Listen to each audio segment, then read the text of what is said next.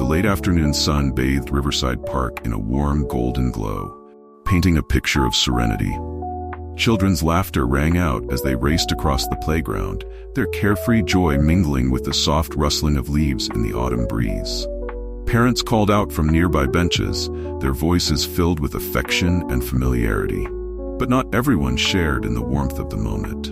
On a bench shaded by a large oak tree, Aaron sat hunched, an observer of the world rather than a part of it.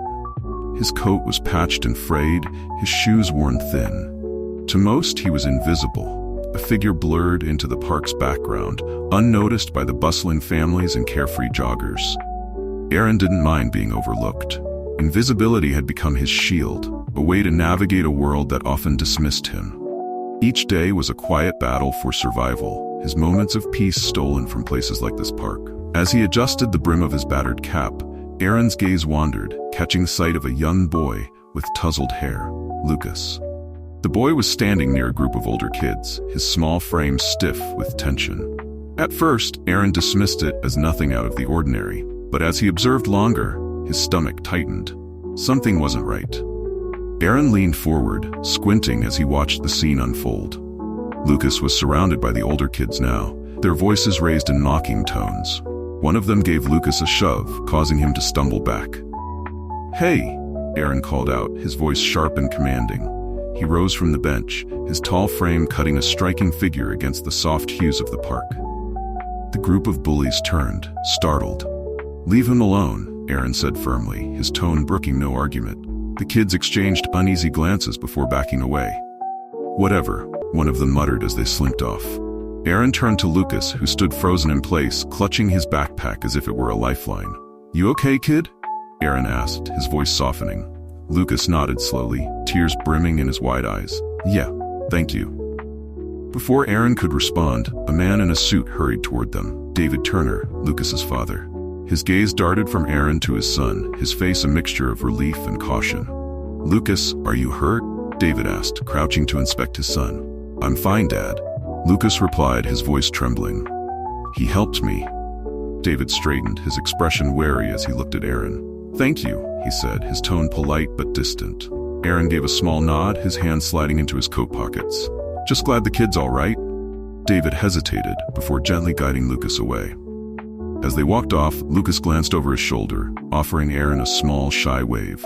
Aaron raised a hand in return, a faint smile tugging at his lips. He sank back onto the bench, the weight of the moment settling over him. It wasn't the first time he had stepped in to help a stranger, but the look in David's eyes, half gratitude, half suspicion, stuck with him. Lucas couldn't stop thinking about Aaron. The man's kindness lingered in his mind, a quiet reassurance that not everyone ignored those in need. The next day, Lucas found himself returning to the park. He spotted Aaron on the same bench, feeding breadcrumbs to a cluster of pigeons. "Hi," Lucas said, hesitating a few feet away. Aaron looked up, his expression softening into a faint smile. "Hey kid, back so soon?" Lucas shrugged, shifting his weight. "I wanted to, say thank you for yesterday." Aaron chuckled.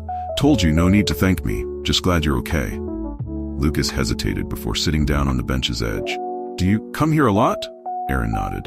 "It's quiet here, gives me a place to think." "I like it too," Lucas said. "It feels less lonely." Aaron glanced at him, his gaze thoughtful. "Lonely, huh? That's a tough one. What about your dad? He seems like a good guy." Lucas shrugged. "He's busy, always working. It's just not the same." Aaron leaned back, his eyes clouding for a moment. "Yeah, I get that. Loneliness can be rough, but sometimes it helps to talk to someone, even if it's just a stranger in a park." Lucas smiled faintly. For the first time in a while, he felt truly heard. That evening, as David prepared dinner, Lucas couldn't stop talking about Aaron. "He's really nice, Dad. He listens to me," Lucas said, poking at his plate. David paused, his brow furrowing. "That's good, Lucas, but you shouldn't talk to strangers too much." Lucas tilted his head. "Why not?" He said, "People don't see who he really is. I think you should talk to him too." David sighed, the memory of Aaron's rugged figure flashing through his mind. There had been something unsettling about him, but also something genuine. Later that night, as David worked in his study, the thought lingered. He remembered a time when he had been judged unfairly, dismissed as cold and unfeeling by colleagues who didn't understand his priorities. The sting of that judgment still lingered.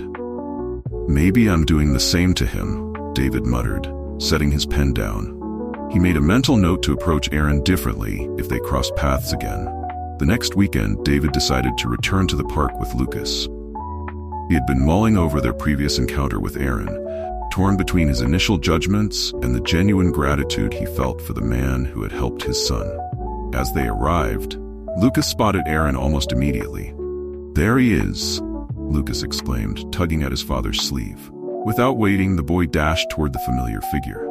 Aaron looked up from his seat, surprised but pleased to see Lucas again. "Hey there, kid," he said with a smile, his eyes briefly flickering to David, who followed a few steps behind. David hesitated before speaking, his tone more open than before. "Hi, Aaron. Mind if we join you?" Aaron nodded, gesturing to the open space on the bench. "Sure, good to see you both." Before any awkward silences could take hold, Lucas reached into his backpack and pulled out a baseball and a glove. "Can we play catch, Aaron? You can play too." Aaron chuckled, holding up his hands. "Not sure I've got the arms for it anymore, but I'll give it a shot." Within moments, the three of them were tossing the ball back and forth across the open grass. Lucas's wild throws had them all scrambling, laughter breaking through the initial stiffness. "You've got a decent throw, kid," Aaron teased as he caught an off-center pitch. Lucas grinned proudly. "Told you, Dad." David smirked, throwing the ball back to his son. All right, just don't get too cocky." As the game continued, David found himself relaxing in Aaron's presence. Watching the man's patient and encouraging demeanor with Lucas, David began to see Aaron not as a homeless man, but as someone who had more to offer than circumstances suggested. When the sun began to dip lower in the sky, signaling the end of their afternoon, David extended a hand toward Aaron. "Thanks for playing along. It was nice. I'm glad Lucas has someone to look up to." Aaron shook David's hand firmly, his expression calm but sincere. "Thanks for trusting me. It means more than you know." As they walked back to the car, Lucas chattered endlessly about how much fun he'd had. David, however, remained quiet, his thoughts swirling. For the first time, he realized he wanted to know more about Aaron, not out of obligation, but because he was genuinely curious about the man behind the rough exterior. The following week, David found himself thinking more about Aaron. He couldn't shake the memory of their time at the park. Aaron's easy laughter, the kindness in his interactions with Lucas, and the quiet dignity he carried despite his circumstances. One evening, as David picked Lucas up from school, his son's voice broke through his thoughts. "Dad, do you think Aaron has a job? He's really smart. He should have one." David glanced at Lucas through the rearview mirror, his son's earnestness striking a chord. "I don't know, buddy. Maybe that's something we can help with." The idea took root. David recalled a conversation he'd had with a friend, Mark, who owned a local auto repair shop. Mark had mentioned struggling to find skilled mechanics, and Aaron's quiet competence and attention to detail came to mind. The next day, David returned to the park, this time without Lucas. He found Aaron sitting in his usual spot, watching the pigeons peck at breadcrumbs scattered on the ground.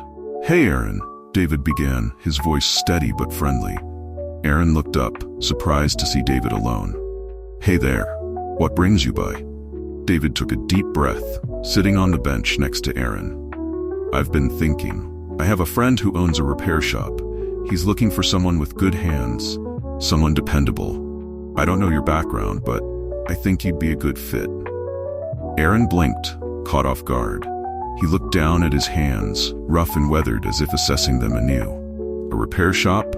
I mean, I used to work with cars a long time ago, but..." He hesitated, his voice trailing off. David leaned forward, his tone encouraging. "I know it's been a while, but you stepped up for Lucas, and for me. I believe you've got more to offer than you might realize." Aaron chuckled softly, shaking his head. "People don't usually see past this," he said, gesturing to his worn clothes. "Why are you different?" David smiled faintly. "Because you've already proven the kind of person you are, and I'd like to give you a chance to prove it to yourself." There was a long silence. Aaron's shoulders seemed to tighten, then relax as he let out a slow breath. "All right," he said finally, his voice steady but cautious. "I'll give it a shot." David nodded, the corners of his mouth lifting in a satisfied smile. Great, I'll talk to Mark and set up an interview. Let's take it one step at a time. As David walked back to his car, he couldn't help but feel a small surge of hope. This wasn't just a job opportunity for Aaron, it was a step towards something bigger. The morning of the job interview was colder than usual, and Aaron's nerves mirrored the chill in the air. He stood outside the repair shop, adjusting the borrowed jacket David had given him. The door loomed large in front of him, and for a moment, he thought about walking away. What if I fail? What if they look at me and only see the guy from the park bench? But then he thought of Lucas's smile, David's words of encouragement, and the chance to reclaim a part of himself he thought he'd lost. With a deep breath, Aaron pushed the door open. Inside, Mark, the shop owner, greeted him with a firm handshake. David told me about you, Mark said, his voice friendly but professional. Let's see what you can do. Mark led Aaron to a car with a sputtering engine. Aaron's hands, though hesitant at first, moved with surprising confidence as he diagnosed the issue. Years of experience returned to him like an old friend. When the engine roared back to life, Mark grinned. You've got the touch. Welcome aboard. It was a small victory, but it filled Aaron with a sense of pride he hadn't felt in years. The first few weeks at the repair shop were far from easy. Aaron was out of practice, and the structured schedule was a sharp contrast to the unpredictability of life on the streets. He struggled with waking up early, managing his finances, and fighting the creeping self-doubt that told him he wasn't good enough. One day, after a particularly rough shift, Aaron returned to his small apartment, feeling defeated.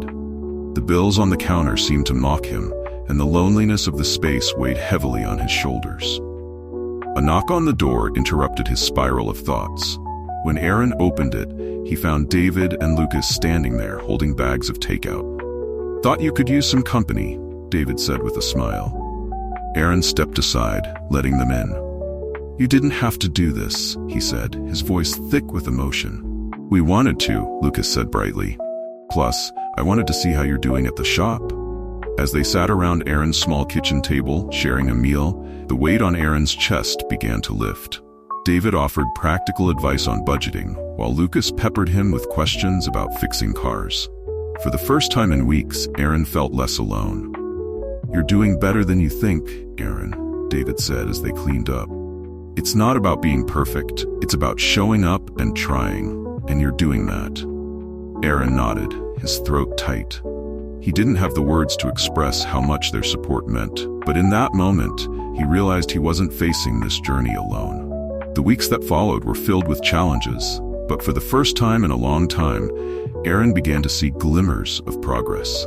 At the repair shop, he gained a rhythm, his hands remembering the work they once knew. Mark, the shop owner, noticed Aaron's dedication and started trusting him with more complex tasks. You've got a knack for this, Aaron, Mark said one afternoon as Aaron successfully fixed a tricky wiring issue. Keep it up, and you'll be running this place someday. Aaron laughed, the compliment catching him off guard. Thanks, Mark. Means a lot. One Saturday, David and Lucas showed up unannounced at Aaron's modest apartment, arms loaded with boxes. What's this? Aaron asked, his brow furrowed as he opened the door. Stuff to help you settle in, David said with a smile. Some old kitchen supplies, a couple of chairs, and... He gestured to Lucas, who was clutching a potted plant. Lucas insisted you needed some greenery. It's for good luck. Lucas chimed in, beaming. Aaron hesitated, the generosity overwhelming. I don't know what to say. Say you'll let us help, David said simply. For the next few hours, the three of them worked together to transform Aaron's apartment. They unpacked the boxes, rearranged furniture, and hung a small clock David had brought. Lucas ran around excitedly, helping wherever he could, while Aaron found himself smiling more than he had in years. By the time they were done, the apartment felt warmer, more lived in. Aaron stood in the center of the room, looking around at what was now undeniably his home. It's perfect, he said quietly. Thank you. Lucas grinned. See? Told you the plant would make it better. That evening, they shared a simple dinner at Aaron's newly assembled table. As they ate, Aaron opened up about his past for the first time. He spoke of the mistakes he had made, the loss of stability, and the shame that had kept him from asking for help. David listened intently, his expression serious but compassionate. Everyone has a past, Aaron. What matters is what you do now. And from where I'm sitting, you're doing great. Aaron looked down at his plate, his voice thick with emotion. I couldn't have done any of this without you two. I didn't think I deserved this kind of help. You do, David said firmly. And we're not going anywhere. Lucas nodded enthusiastically. You're stuck with us now. Aaron laughed, the sound unguarded and full of gratitude. For the first time in years, he felt not just supported, but truly seen. Months passed, and Aaron's life began to shift in ways he never thought possible. At the repair shop, he became not only a reliable worker, but someone others turned to for guidance. Mark, the shop owner, often praised Aaron's calm demeanor and sharp instincts. One day, as Aaron finished teaching a younger employee how to handle a tricky engine repair, Mark pulled him aside. You've got something special, Aaron, Mark said, clapping him on the shoulder. Ever think about taking on more responsibility here? Maybe mentoring some of the new hires? Aaron blinked, taken aback. Me? A mentor? Why not? You've got the skills and, more importantly, the patience. You've been where some of these guys are now. That kind of understanding can make all the difference. Aaron nodded slowly, a sense of pride swelling in his chest. I'll think about it. Thanks, Mark. Aaron's transformation extended beyond the shop. He began to notice others in the park who reminded him of his past self. Lost, overlooked, and unsure of where to turn. On weekends, he'd bring sandwiches and sit with them, listening to their stories, offering advice, and sometimes just sharing a quiet moment. One chilly afternoon, Lucas and David joined him at the park, carrying hot coffee and blankets for those in need. As they handed them out, Lucas looked up at Aaron with admiration. You're like a superhero, Aaron, Lucas said. Helping people like you helped me. Aaron chuckled, tussling Lucas's hair. Not a superhero, kid. Just someone trying to pay it forward.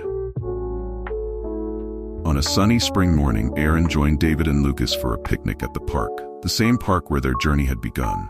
The grass was dotted with wildflowers and the air was filled with the sounds of children playing. As Lucas ran ahead to fly a kite, Aaron and David sat side by side, watching him with fond smiles.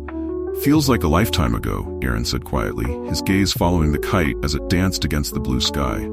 David nodded. It's amazing, isn't it? How much can change when someone's willing to believe in you? Aaron glanced at David, his expression thoughtful. You didn't just believe in me. You showed up when no one else did.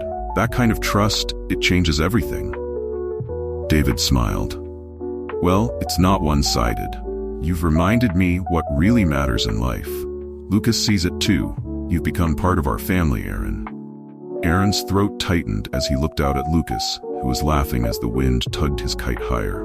For so long, Aaron had felt like an outsider, but now he realized he belonged, not just in their lives, but in the future he was building. As the sun dipped lower, the three of them packed up their picnic, walking back together. Their steps were light, their bond unshakable. Empathy and second chances have the power to transform lives. Sometimes, all it takes is one small act of kindness to spark a change. Who will you believe in today? Thank you for being part of our journey on Echoes of Empathy. If this story touched your heart, please give it a like and share your thoughts in the comments. Your engagement helps us continue bringing stories that celebrate the power of compassion and connection.